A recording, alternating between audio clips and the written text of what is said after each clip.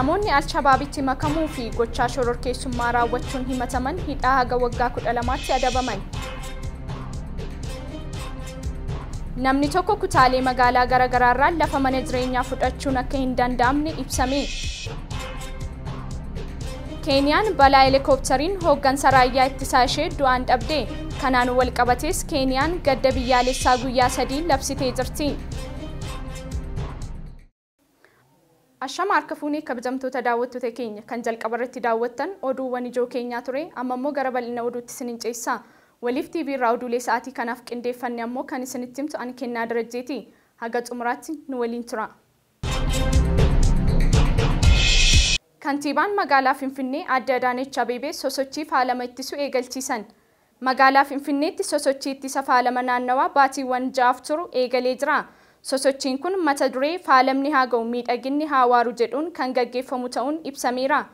Sagantaa eegalchiisa sosochichaa irratti kantiibaan magaalaa Finfinnee Aadde Adaanech Abeebeen akka jedhanitti magaalittii akkuma maqaa ishee miidhagduu fi mijattuu taasisuuf hojiileen garagaraa hojjetamaa jiru.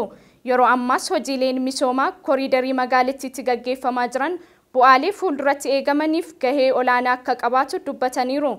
Maddeen faalama garagaraarraa magaalattii eeguuf qaamoleen hunduu akka hirmaatu gaafataniiru. Namoonni Al-Shabaabitti makamuu fi gochaalee shororkeessummaa raawwachuun himataman hidhaa haga waggaa 12tti adabaman. Manni murtii olaanaa federaalaa dhaddacha Dirree Dawaa damee Jijjigaa Arfaffaan dhimma himatamtoota gochaa shororkeessummaatiin himataman sakatta'uun murtee dabarseera. Humnoota raayyaa ittisa biyyaatiin naannoo Somaaleetti to'annoo jala erga oolfamanii booda Komishiniin Poolisii Federaalaa Poolisii naannichaa waliin ta'uun sakatta'insa gaggeessaa tureera jedhame. Namoonni kunneen miseensa garee Al-Shabaab Somaaliyaa keessatti argamu ta'uu fi leenjii fudhachuun uummata shororkeessuuf ergama fudhatanii socho'uun himatamaniiru. Namoonni kunneen dhuma bara 2014 irraa eegalee naannoo Somaalee keessatti gocha shororkeessummaa garagaraa raawwachuu fi Al-Shabaabiin deeggaruun yakka keessatti himatamaniiru jedhame.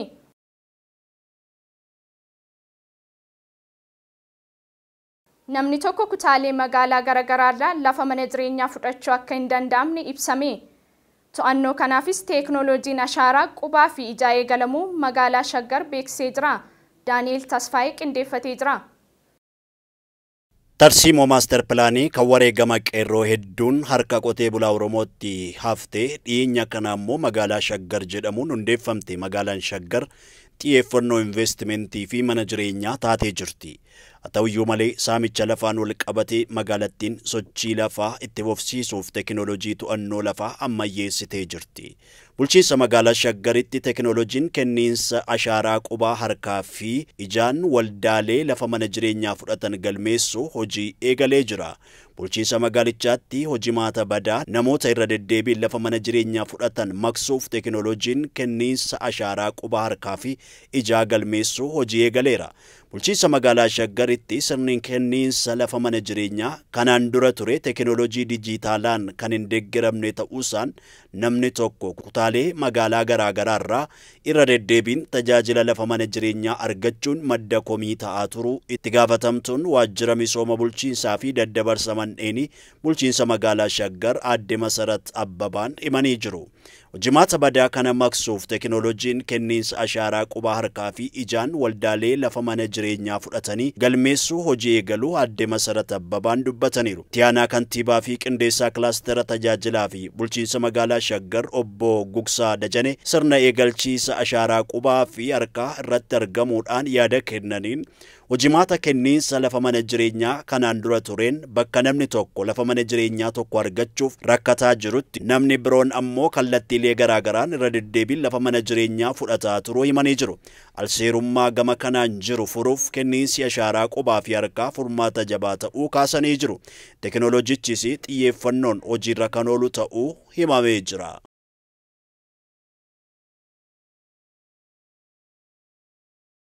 Fiild Maarshaal Biraanuu Juulaan ijaarsa indaastirii oomishaa fi suuphaa konkolaataa jalqabsiisan. Itaamaajoor Shumiin raayyaa ittisa biyyaa Fiild Maarshaal Biraanuu Juulaan ijaarsa indaastirii oomishaa fi suuphaa konkolaataa jalqabsiisan. Fiild Maarshaal Biraanuun indaastiriin raayyaa ittisa biyyaa erga hundeeffamee waggoota dheeraaf turuun himuun wayita ammaas indaastiricha sadarkaa guddina teeknooloojii yeroo gaafaturra qaqqabsiisuuf hojiileen hedduun hojjetamaa jiraachuu himaniiru. Ijaarsi indastiriichaa biyyaa fi dhaabbatichaaf faayidaa guddaa akka kennus eeraniiru. Keessattuu indastiriichi erga bifa haaraan gurmaa'ee hojiin hojjetame kisaaraarraa gara bu'aatti dabarsuun danda'amus himaniiru. Daayirektarri olaanaa Koorporeeshinii Indastirii Injiinaringii Raayyaa Ittisa Biyyaa Obbo Geetaachoo Hayilemaariyaam gama isaaniin ijaarsa indastiriichaa turtii waggaa tokko keessatti xumuruuf karoorfamuu himaniiru.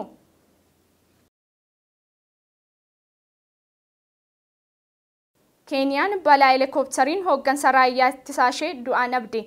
Kanaan wal qabates Keeniyaan gadda biyyaalessaa guyyaa 3 labsitee jirti. Girmaa Guddisaa dabalata qaba. This is a very sad moment. A moment of great sadness.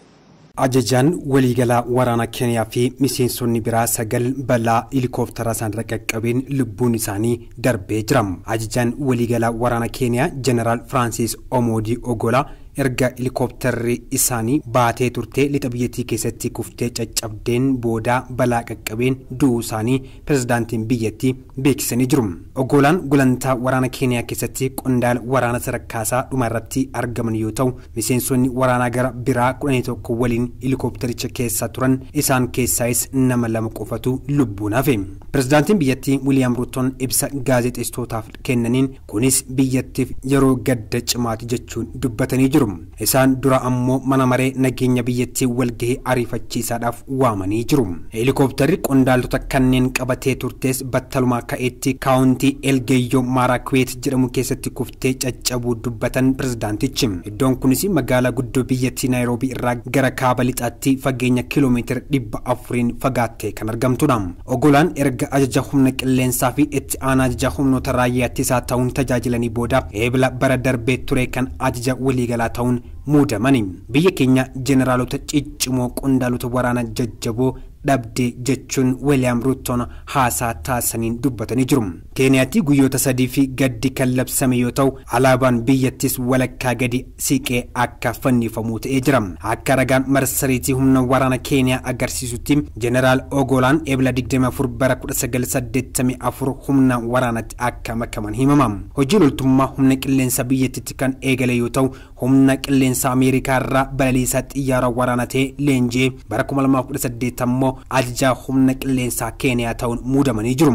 Namoonni 9 balaa helikooppiteraan kanaan yoo du'an Brigaadeer Suwaale Saawudii, Koloneel Daankan Keetanii, Leet Koloneel Deevid Saawwee, ajajaa Kumaa Joorj Baanson Maagoondu, Shaambal Soora Mohammed, Shaambal Hilaarii Litaalii fi namoonni biroo 3 keessatti argamu. Dursaan gamtaa Afrikaa Muusaa Faakii gaddatti dhagahame ibsachuun pirezidaantiin Keeniyaa mootummaa fi uummataa Keeniyaaf jajjabina hawwaa jechuun himanii jiru. Kanneen lubbuun hafan lamaan waldhaansa argatan kan jiran yoo ta'an haala yaaddessaa keessa jirus jedhamee jira. Qondaalonni waraana Keeniyaa kun kaaba biyyattii bakka shororkeessonni itti hammaatan deemanii ture. Haleellaa shororkeessonni geggeessaniin manneen barnootaa cufaman bansiisuuf garasitti akka imalaniitu himame. Bara 2021 magaalaa guddoo biyyattii kan taate Naayiroobii helikooppitari loltoota fe'ee deemuu qubachuuf osoo jedhu caccabee loltoonni 10 du'aniitu jiru. Baatii 12 keessatti Keeniyaa keessatti balaa helikooppitara 5 akka muudatee jirus miidiyaaleen gabaasaniitu jiru.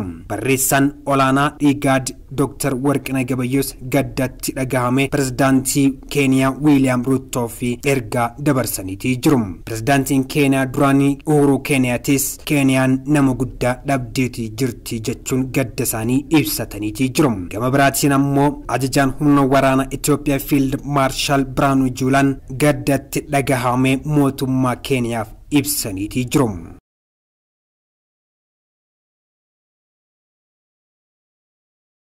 Hindiitti filannoon lammiileen biiliyoona 1 ta'an irratti hirmaatan gaggeeffamuu eegale. Hindiitti filannoon waliigalaa lammiileen biiliyoona 1 ta'an irratti hirmaatuun eegamu gaggeeffamuu eegaleera. Filannoon Hindii sagalee kennitoota biiliyoona 1 keessummeessuun addunyaarraa adda durummaan eeramu kun bara faranjootaa waxabajjii 2024 akka xumuramu ibsameera. Filannichaan ministeerri muummee biyyattii Naareendiraan Moodiin marsaa 3ffaaf dorgomaa kan jiran yoo ta'u, paartileen morkattootaa Hindiis Naareendiraan Moodiin injifachuuf gamtaa uumuun dorgomaa jiraachuun ibsameera. Filannicha Naareendiraan Moodiin kan injifatan yoo ta'e, Ministeera muummee duraanii Jawaahirlaal Neeruutti aansuun yeroo sadaffaaf ministeera muummee filaman akka ta'an BBC'n gabaasee jira. Waraanni Naayijeeriyaa shamarree hawaasa Chibookii ganna 10 dura mana barnootaa keessaa hiriyoota ishee waliin Boko Haramiin butamte daa'imman 3 fi ulfa baatii 6 waliin baraaruu ifoomse. Boruu mashii dabalata qaba. Humnoonni waraana Naayijeeriyaa intala durraa hawaasa Chibookii ganna 10 dura hidhattootaan butamte ta'ammaan tanammoo dubartii guddoo taate daa'imman 3 fi ulfa 5 waliin baraaruu ibsee jira. Naayijeeriyaa kutaa bulchiinsa Boornoo mana barnootaa sadarkaa lammaffaa keessaa shamarran hawaasa Chibookii gara 270 ol ta'an hidhattoota Boko Haramiitiin eebila 14 bara faranjoota 2014 waggaa 10 hardhaa dura butamanii akka turan ni yaadatama. Shamarran butaman san keessaa immoo 180 ol kan ta'an waggoota dura bosona Sambisaa naannoo kaaba baha bulchiinsa Boornoo keessaa baraaramanii akka turanis ni yaadatama. Garuu ammoo isaan 130 ta'an waggoota kurnan darbee fi achi buuteen isaanii hin baramne. Maatiin shamarran butamanii fi hawaasni Chibookii ammoo waggaa waggaadhaan hawaasni idil addunyaa achi buutee shamarran isaanii akka qoratuu fi akkanumallee ammoo akka barbaaduuf gaafachaa waggaa waggaadhaan yaadachaa akka turanis ni yaadatama. Waraanni Naayijeeriyaa ammoo shamarree ganna 10 dura butamte baraaruu ibsuudhaani suuraa isii daa'imman isii 3 waliin gadhiisee jira. Gochaan kun ammoo hawaasni idil addunyaa kan rifaasise yennaa ta'u hawaasni Chibookii duula addunyaa irratti kan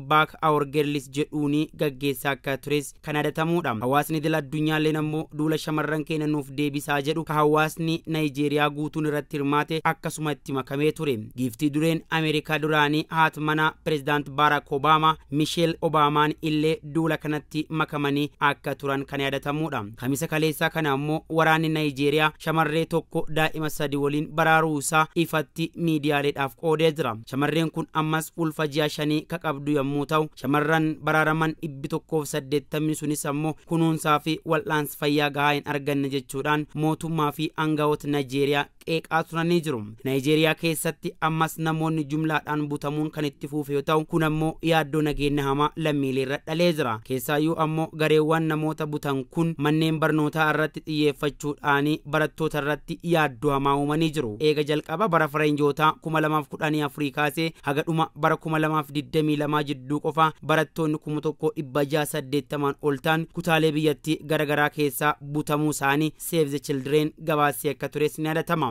Ji'a dabare kana qofa keessaa ammoo dabalataan daa'imman 130 ol ta'an namoota qawwee qabataniin manneen barnootaa keessaa dogdoqqeedhaan guuramanii jiru. Waraanni Naayijeeriyaa daa'imman sun hundinuu torbaan muraasaan duuba bulchiinsa ollaa Bornoo Kataa'e Zamfaaraa jedhamu keessaa loltoota biyyattiitiin baraaramuu ibsee jira. Gabaasa qindeeffachuuf ammoo BBC News Afrikaa wabii godhannee jirra. Kabajamtoota daawwattoota keenya waliif TV irraa oduulee sa'aatii kanaaf qindeeffanne haga ammaatti kan daawwattan ture. Oduu isinitti himuun kan si waliin turte an Kennaa Darajjeetii. Qophiilee waliif TV afaan biroo waliin turtii gaarii.